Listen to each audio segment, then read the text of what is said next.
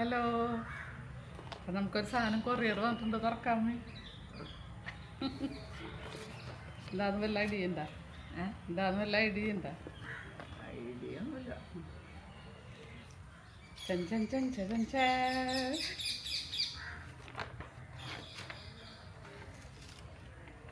പിടിച്ചോ പിടിച്ചോ പിടിച്ചോ. മനസ്സിലായാ?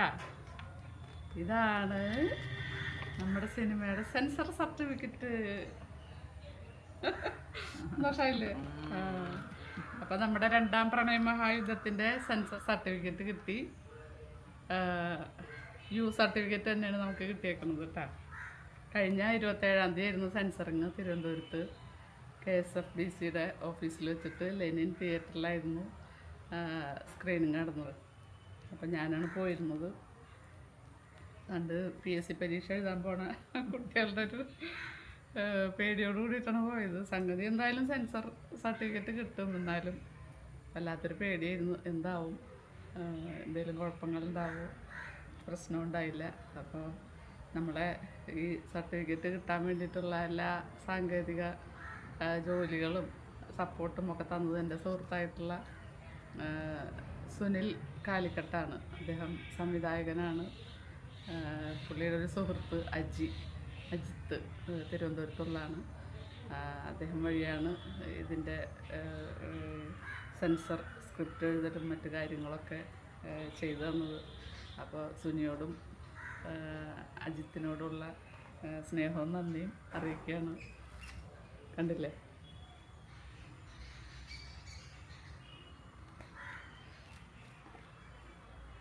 ഇപ്പോൾ നമ്മൾ സിനിമ സെൻസർ ചെയ്യണ്ടെന്നാണ് വിചാരിച്ചിരുന്നത്.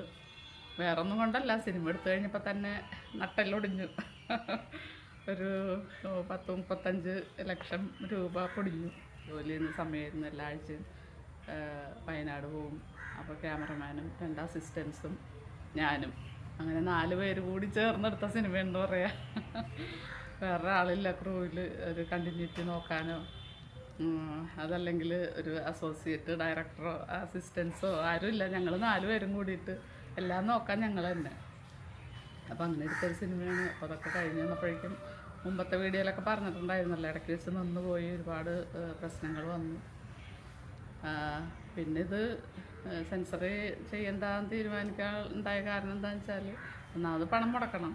പിന്നെ സെൻസർ ചെയ്താലും തിയേറ്റർ കിട്ടാനൊന്നും യാതൊരു സാധ്യതയില്ല. അതിനൊക്കെ അതിൻ്റെ ഡിസ്ട്രിബ്യൂഷനും പിന്നെ പോസ്റ്റർ കാര്യങ്ങളൊക്കെ ആയിട്ട് ഒരുപാട് പൈസ പിന്നെയും ചിലവാക്കേണ്ടി വരും.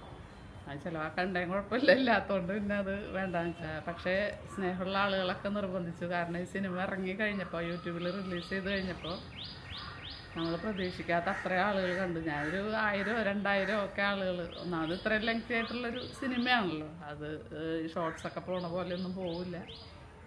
അതും നമുക്ക് വലിയ അവകാശവാദങ്ങളൊന്നുമില്ല. ഒരു കൊച്ചു സിനിമ, അത്രയല്ലേ പറയാനുള്ളൂ.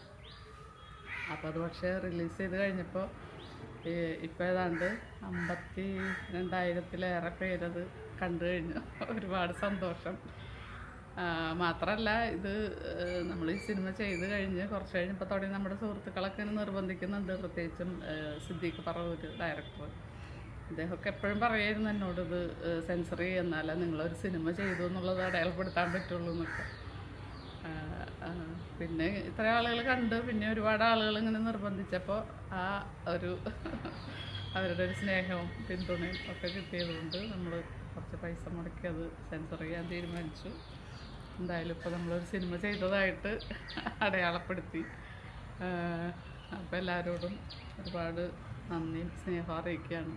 അപ്പോൾ ഈ സിനിമ യൂട്യൂബിൽ അപ്ലോഡ് ചെയ്തിട്ട് ഇത് ഇത്ര ആളുകളിലേക്ക് എത്തിക്കാൻ വേണ്ടിയിട്ട് ഒരുപാട് സുഹൃത്തുക്കൾ നല്ലോണം പണിയെടുത്തിട്ടുണ്ട്. അതിൽ ഏറ്റവും കൂടുതൽ പറയേണ്ടത് എൻ്റെ കോളേജ് ഗ്രൂപ്പായിട്ടുള്ള ക്രിയേറ്റീവ് അസ്മാബിയൻസ് എന്ന് പറയുന്ന ഗ്രൂപ്പിലെ സുഹൃത്തുക്കളാണ്. അപ്പോൾ ആ ഗ്രൂപ്പിൽ ഞങ്ങളുടെ അഡ്മിന്മാരിലൊരാളായിട്ടുള്ള ഗ്രൂപ്പിൻ്റെ കൺവീനറും കൂടി ആയിട്ടുള്ള നവാസ്കയുടെ പേരെടുത്ത് പറയാതെ ഒരു തരവും ഇല്ല. കാരണം അത്രമാത്രം വലിയ ഹെൽപ്പാണ് ചെയ്തിട്ടുള്ളത്. നമ്മുടെ കൂടെ നിന്നൊരു ദൗത്യമായിട്ട് തന്നെ അത് ഏറ്റെടുത്ത് ഒരുപാട് ആളുകളിലേക്ക് അത് എത്തിക്കാൻ വേണ്ടിയിട്ട് കുറേ സബ് ഗ്രൂപ്പുകളൊക്കെ ഉണ്ടാക്കി അങ്ങനെയൊക്കെ അത് എത്തിച്ചിട്ടുണ്ട്. ആ ഗ്രൂപ്പിലുള്ള എല്ലാവരും, ക്രിയേറ്റീവ് അസ്മാബിയൻസിലെല്ലാവരും തന്നെ കട്ടയ്ക്ക് നിന്നിട്ട് അത് പിന്നെ ആളുകളിലേക്ക് എത്തിക്കാൻ വേണ്ടി വർക്ക് ചെയ്തിട്ടുണ്ട്.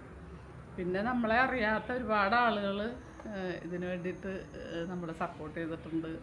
അവരുടെ റിവ്യൂ ഒക്കെ എഴുതിയിട്ടുണ്ട്. അതിൽ ഏറ്റവും എടുത്ത് പറയേണ്ടത് നജീബ് കടമ്പോട്ട് എന്ന് പറഞ്ഞിട്ട് എൻ്റെ സീനിയറായിട്ടുള്ള ഒരാളെ എനിക്ക് അറിഞ്ഞൂടായിരുന്നു. ഫേസ്ബുക്കിൽ ഒരു കുറിപ്പ് കണ്ടപ്പോഴാണ് അദ്ദേഹത്തെക്കുറിച്ച് ഇങ്ങനെ അന്വേഷിക്കുന്നത്. അപ്പോൾ എൻ്റെ കുറച്ച് ഫ്രണ്ട്സിൻ്റെ ഒരു ഫ്രണ്ടാണ്. അപ്പോൾ ആൾക്ക് എന്നെ അറിയില്ലായിരുന്നു. അവിചാരിതമായിട്ട് അദ്ദേഹത്തിലേക്ക് ഈ സിനിമ എത്തിച്ചേർന്നു. അദ്ദേഹം റിവ്യൂ എഴുതി. ആ റിവ്യൂ വായിച്ചു കഴിഞ്ഞാൽ അതൊരു ഗംഭീര സിനിമയാണെന്നൊക്കെ തോന്നും. മമ്മി വായിച്ചില്ലേ അത്? ഇതൊരു ഗംഭീര സിനിമയാണെന്നൊക്കെ തോന്നും.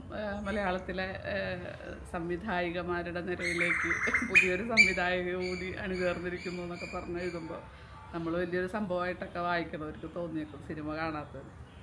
നമുക്കങ്ങനത്തെ അവകാശവാദമൊന്നുമില്ല. പക്ഷേ അങ്ങനെ എഴുതുന്നത് എനിക്ക് ഫീൽ ചെയ്തൊരു കാര്യം, അത് എന്താ പറയുക, നമ്മളെ ഒരു ചേർത്ത് നിർത്തലാണ്. നമ്മുടെ ആദ്യത്തെ ഒരു സംരംഭം ഒരുപാട് പരിമിതികളും പ്രശ്നങ്ങളും പ്രതിസന്ധികളും ഒക്കെ ഉണ്ടായിട്ടും പ്രത്യേകിച്ചും വനിതകൾ കടന്നു വരാൻ മടിക്കുന്ന ഒരു മേഖലയിലേക്ക് അധ്യാപികയായിട്ടുള്ളൊരു സ്ത്രീ കടന്നു വന്നു. അവരോട് ചേർന്ന് നിൽക്കുക എന്നുള്ളൊരു ആ ഒരു പ്രവർത്തനമാണ് തീർച്ചയായിട്ടും അതിലൂടെ കാണാൻ കഴിയുന്നത്.